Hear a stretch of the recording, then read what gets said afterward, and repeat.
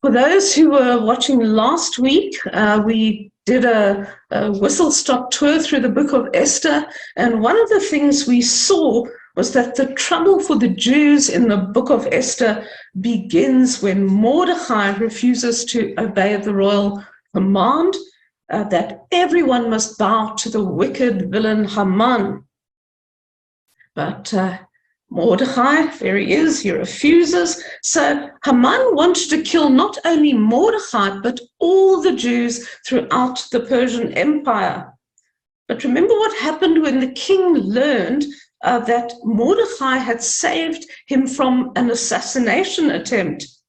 He ordered Haman to dress Mordecai in royal robes and lead him on the king's horse through the city streets, proclaiming, "This is the man the king delights to honor."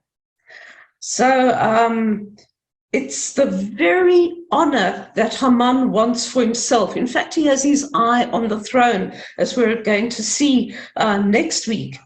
He hates Mordecai. He detests him, he despises him, but he obeys the king without question, even though it's the ultimate humiliation for him.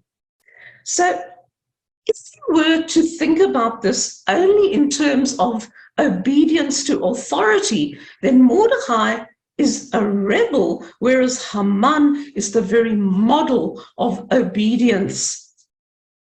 But remember when Haman first devises his plan to destroy all the Jews, he complains to the king, whom we'll call by his Hebrew name, Ahasuerus. He complains to the king that the Jews are a people whose laws are different from any other people and who do not obey the king or the king's laws. So if Haman is to be believed, it's not only Mordecai, but all the Jews who are just doing their own thing.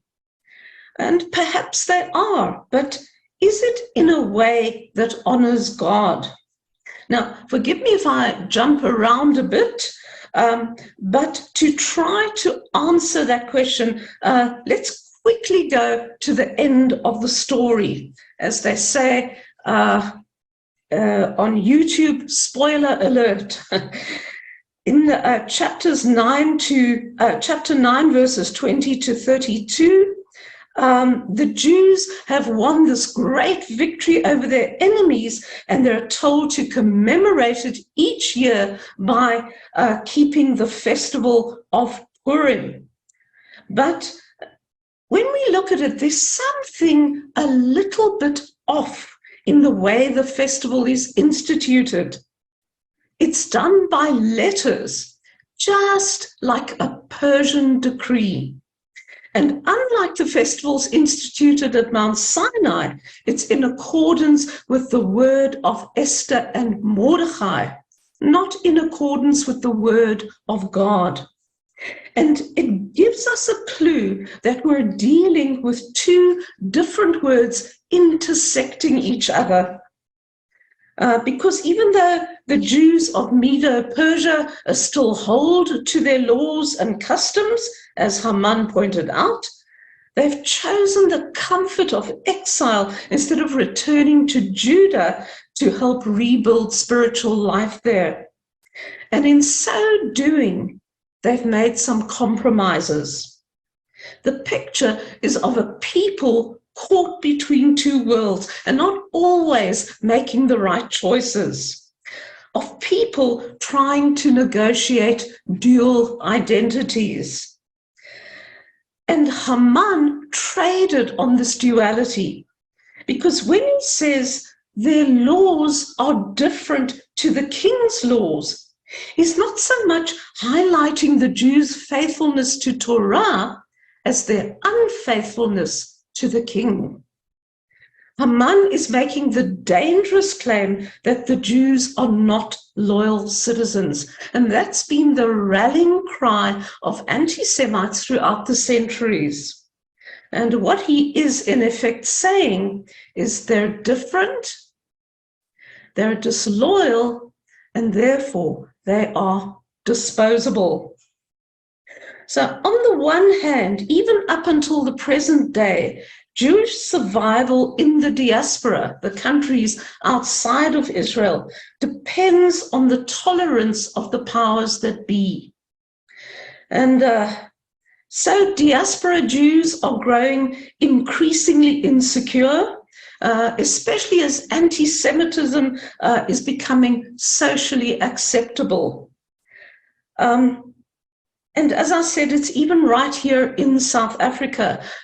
This country is very hostile to Israel, but often that becomes a pretext for being hostile to all Jews everywhere.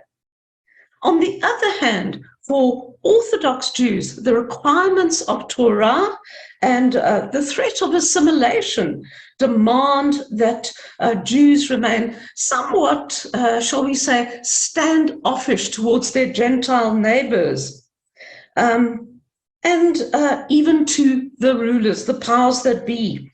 And when we apply this to the book of Esther, it raises a very big question. If Jews were forbidden to feast and sleep with Gentiles, what are we to make of Esther, who very clearly did both? Esther is the epitome of someone caught between two worlds. Look at how the story ends. King Ahasuerus imposed tribute upon the mainland and the islands. All his mighty and powerful acts and a full account of the greatness to which the king advanced Mordecai are recorded in the annals of the kings of Media and Persia. Now, by this time, at the story's end, the evil Haman is dead and all the Jew haters along with him. But Ahasuerus is still busy exploiting his subjects with taxes, etc., and Mordecai is basking in the glory of his political success. But where is Esther? There's no mention of her in this final chapter.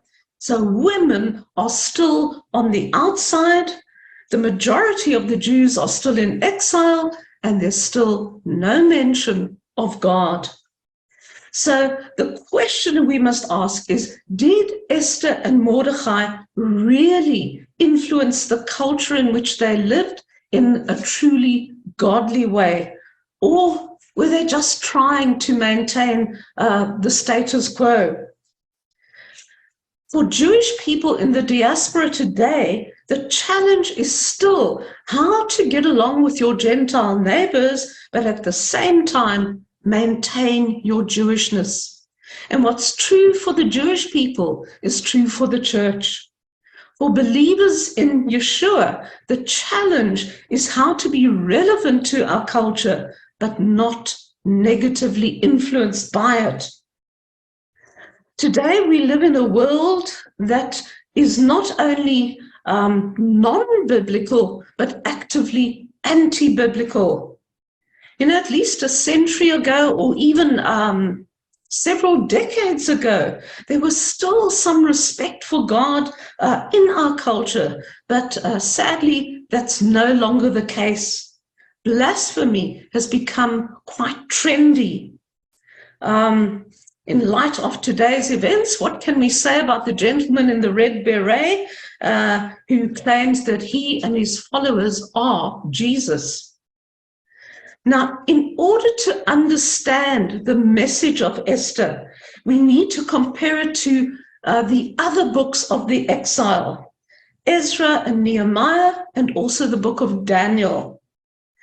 Now, we have to be honest that in Esther, to a large extent, we see compromise with the surrounding culture. We see Jews who've chosen to remain in their comfort zone rather than return to Judah and help reestablish spiritual and social life there. In Ezra and Nehemiah, however, we see Jews who've decided to leave their comfort zone and far from compromising with the surrounding culture, they have radically separated themselves.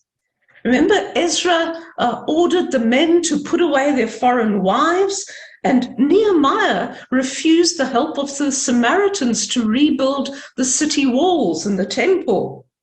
And in that way, the Jews made some serious enemies. Now, it was probably necessary to deal like that with the culture of compromise that come out of. But is that the ideal way of how we as followers of Jesus are meant to relate to non-believers? How should we respond when conflict arises? Do we disengage from the world like Ezra and Nehemiah? Or at the other extreme, like Esther and Mordecai, do we hide who we really are until we're forced out into the open? And somewhere in the middle of these two extremes is the book of Daniel. It predates Ezra and Nehemiah and Esther. And in the book of Daniel, the Jews were violently taken out of their comfort zone. They were forced to leave everything that was familiar to them. And the first chapter of Daniel tells of 4 young men who were ripped out of their own Jewish world and transported to the pagan culture of Babylon. And as we look at their response to the situations they find themselves in, it can help us in knowing how we should respond to today's culture. And then we're going to compare it to Esther and Mordecai, to their response. The first thing we see in Daniel is that he and his friends were chosen by the king of Babylon, Nebuchadnezzar, to serve in his court. And so this is what we see in Daniel 1:17, very interesting. Nebuchadnezzar might have chosen them, but it says God gave them knowledge and intelligence in every branch of literature and wisdom. And then it also says that the king found Daniel and his friends to be 10 times better than all the magicians and conjurers. To which we can only say, oy vey, what are they doing amongst the magicians and conjurers? So what we see is that there doesn't seem to be any attempt on the part of Daniel and his friends to totally separate themselves from the culture, in particular, the educational system of Babylon. But the main thing we notice is that these young men were capable of interacting with an ungodly culture without being contaminated by it. Remember how they, right from the word go, they found a creative way to avoid eating unkosher food. They didn't just say, oh, we won't touch that stuff. They used wisdom. But when the situation demanded it, they were prepared to enter a fiery furnace and a lion's den. So, how did they avoid becoming contaminated by Babylonian culture and religion? Well, it was their grounding in Torah that provided them with the standard that enabled them to accept what was true and reject what was false. So we see that it was God who positioned Daniel and his friends where they were, and he gave them what they needed to influence that culture instead of the other way around. Something the church needs to learn in these days. So we're going to try later to see how we can apply the things that we learn from Daniel to modern life. But first, let's do a bit of comparison between Daniel and Esther. while Ezra and Nehemiah recount the history of those who returned to Israel, Daniel and Esther tell of those who remained in exile. And there's a basic threefold correspondence between the books of Daniel and Esther.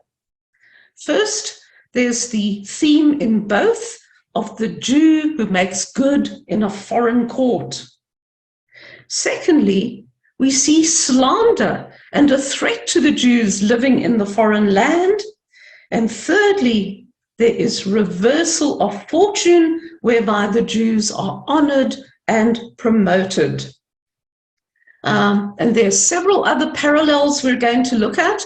Somebody once called me the parallel queen, so let me live up to that.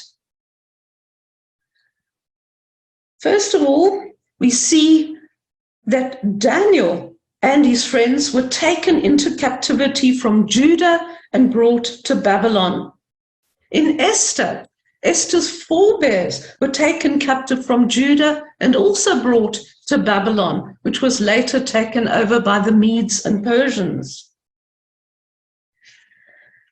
Daniel and his friends were brought to the royal court because of their physical appearance, and they received favor because of their intelligence and character. And Esther, of course, was brought into the Persian royal court because of her physical beauty, and she received favor because of her modest character. They were brought to the palace to serve the king. Daniel was taken into the Babylonian palace along with the other young men to be the king's advisors. And Esther was taken into the Persian palace along with other young women to be a candidate for the king, to be the king's wife, his new wife. They were specially groomed for the role. Daniel and the other young men were groomed mainly through education, through tuition. Esther and the young women were groomed for their role mainly through external things like cosmetics.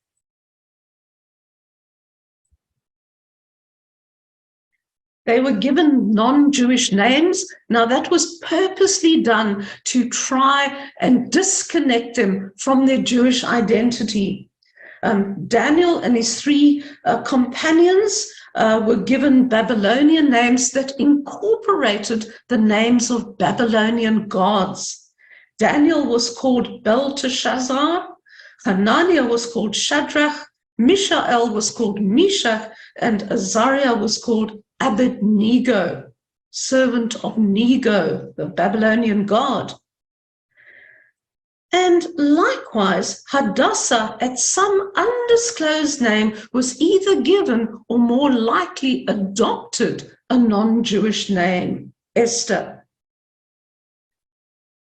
They were given special food, Daniel and his companions, and they were given special food and provisions, and also, as I said, tuition in the Babylonian culture. And Esther was provided, it says, with special portions, which were most likely food, as well as cosmetics and beauty preparations. Daniel found favor in the eyes of the officials responsible for their training, most notably the chief of the eunuchs. And Esther was taken into the king's palace and put in the custody of Haggai, also a chief eunuch who had charge of the women. And it says, and the maiden pleased him and won his favor. Both had a time set to appear before the king.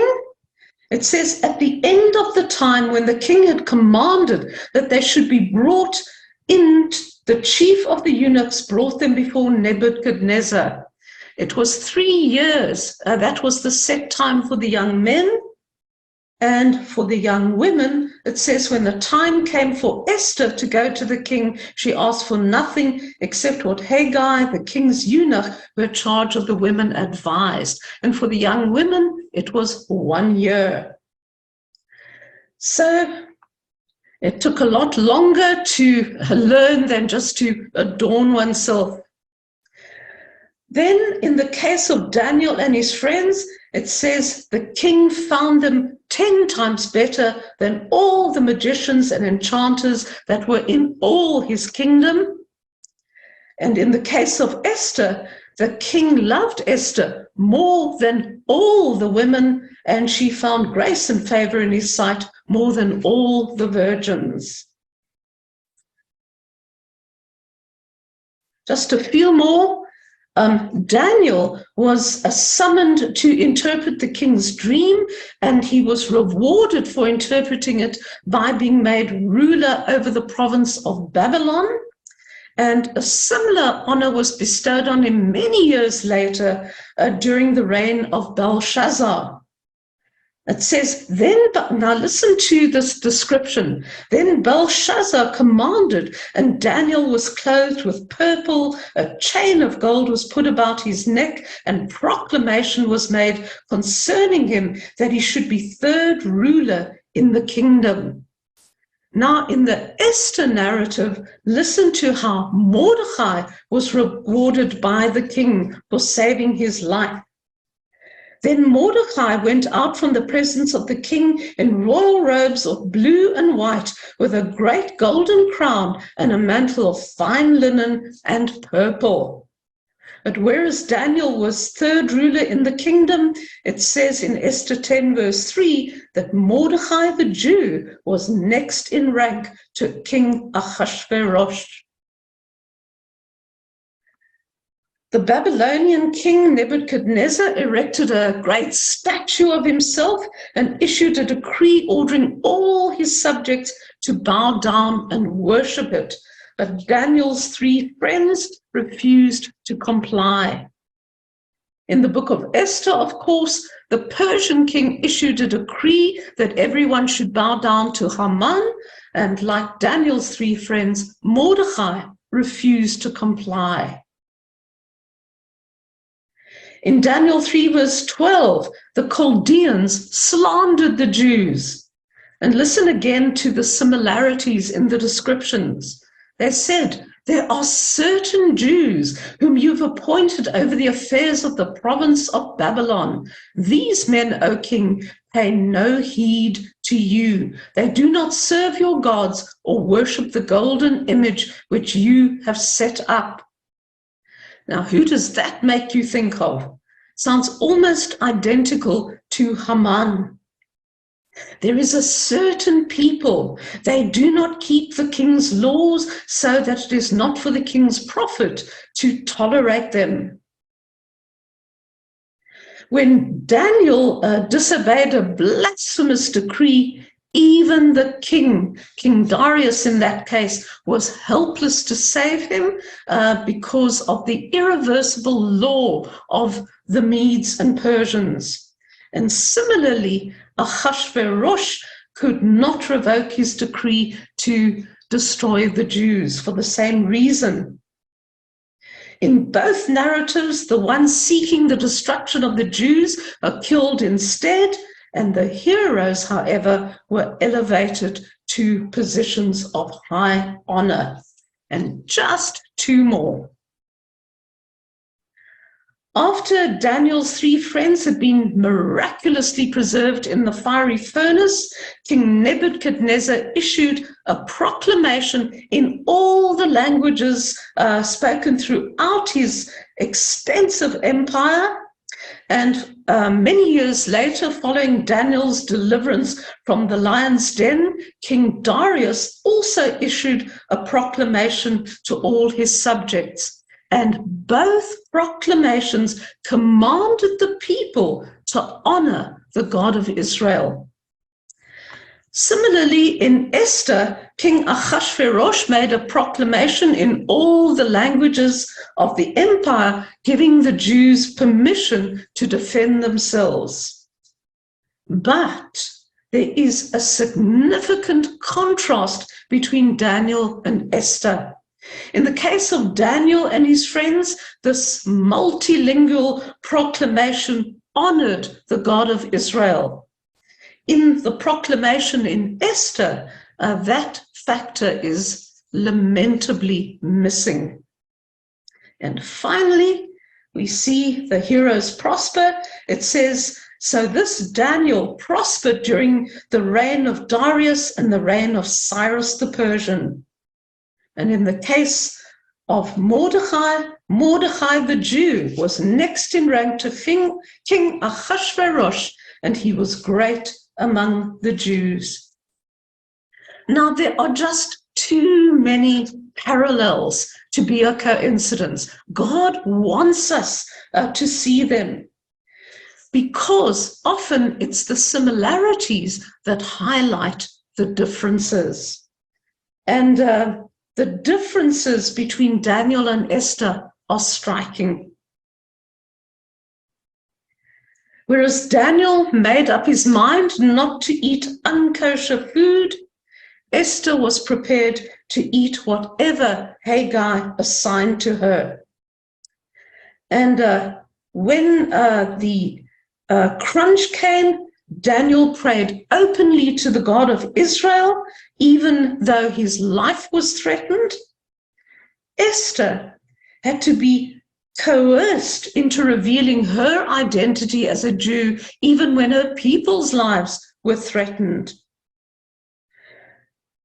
And then we see that throughout the narrative, Daniel, even though he's given a Gentile name, throughout the narrative, he's always referred to by his Hebrew name, Daniel.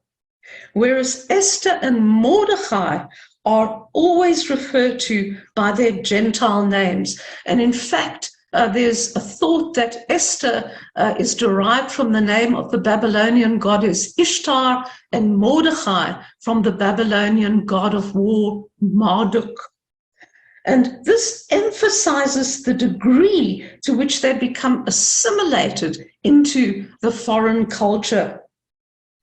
And for these reasons, I've come to the conclusion that Esther is the wrong book to look at as an example of making a stand for God. Assimilation, blending in, isn't going to make Jewish people today more acceptable any more than it did back then. The German Jews in Hitler's time were amongst the most assimilated in Europe. And in the same way, when the church tries to blend in too much with the world, who's the world going to look to for moral and spiritual guidance? You know, God doesn't want us to go and live in a commune in the mountains. He wants us to be salt and light. And Daniel and his three friends never compromised their faith in God, in spite of being willing to engage with the culture in which they found themselves. And as I said earlier, it landed them in a fiery furnace and in the lion's den. I'm drawing this to a close. In fairness to Esther as a woman, she didn't have the opportunities that Daniel and his friends had. And I'm sorry if I've sounded a bit negative towards Esther and Mordecai in spite of their bravery, but we don't look to them for how we ought to live in the world. Instead, we look to our prime example, Yeshua. He became one of us, yet without sin. Now, next week will be more positive as we see how God transformed Esther from a docile, dependent girl going with the flow to a strong, assertive leader who changed the course of her people's history. That's for next week, but for now, let's just